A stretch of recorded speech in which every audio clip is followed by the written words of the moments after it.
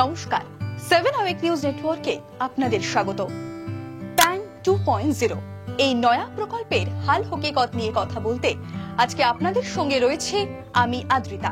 কেন্দ্রীয় সরকারের তরফে গত 25শে নভেম্বর প্যান 2.0 প্রকল্পের ঘোষণা করার পর থেকে সাধারণভাবেই নাগরিকদের মনে ঘোরাফেরা করছে একাধিক প্রশ্ন।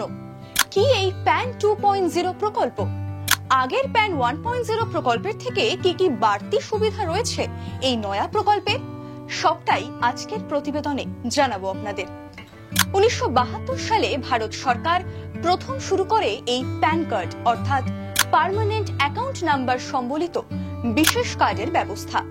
একেবারে প্রাথমিক পর্যায়ে সাধারণের জন্য এই কার্ড ছিল ঐচ্ছিক, তবে 1976 সালে দেশের সকল আয়করদাতাদের জন্য প্যান কার্ডকে অত্যাবশ্যকীয় করা হয়। এরপর প্যান কার্ডের সঙ্গে আধার কার্ডের সংযোগ করার নির্দেশ দেওয়া হয় কেন্দ্রীয় সরকারের তরফে। একাধিকবার সেই সংযোগের সময়সীমাও বৃদ্ধি করা হয় প্রশাসনের তরফে।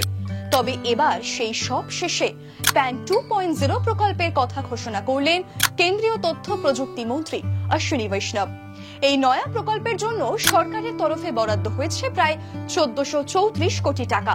তবে প্রশ্ন হলো, প্যান 2.0 কি? প্যান 1.0 প্রকল্পের উন্নত রূপ হলো প্যান 2.0।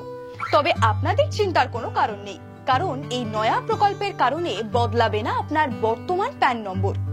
যদিও ঠিক কিভাবে বাস্তবায়িত হবে এই প্রকল্প সেই রূপরেখা এখনো স্থির হয়নি। এবার আপনাদের জানাবো এই নয়া প্রকল্পের কি কি বাড়তি সুবিধা রয়েছে। প্যান 2.0 প্রকল্পের মাধ্যমে প্যান কার্ডের সঙ্গে থাকবে কিউআর কোড, আর সেই কোড স্ক্যান করলেই মিলবে কোনো ব্যক্তির যাবতীয় ব্যক্তিগত তথ্য। নয়া প্রকল্পের মাধ্যমে প্যান কার্ড হোল্ডারদের ব্যক্তিগত তথ্য আরো সুরক্ষিত থাকবে বলেই দাবি কেন্দ্রীয় সরকারের। পেপারলেস বা ডিজিটাল পদ্ধতির উপরই বেশি জোর দেওয়া হবে এই নয়া প্রকল্পের মাধ্যমে বলে খবর সূত্র মারফত।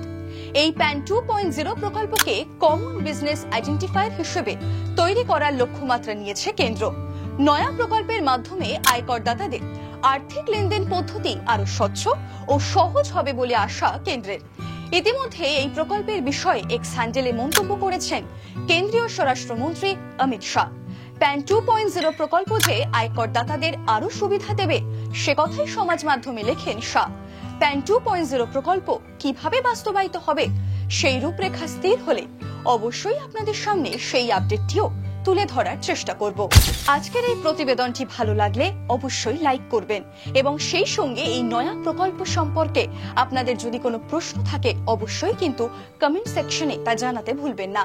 সেই সঙ্গে আরো বিভিন্ন খবরের আপডেট জানতে হলে 7 আওয়েক নিউজ চ্যানেলটিকে সাবস্ক্রাইব করতে ভুলবেন না এবং সেই সঙ্গে আমাদের হোয়াটসঅ্যাপ চ্যানেলটি ফলো করে অবশ্যই পাশে থাকবেন।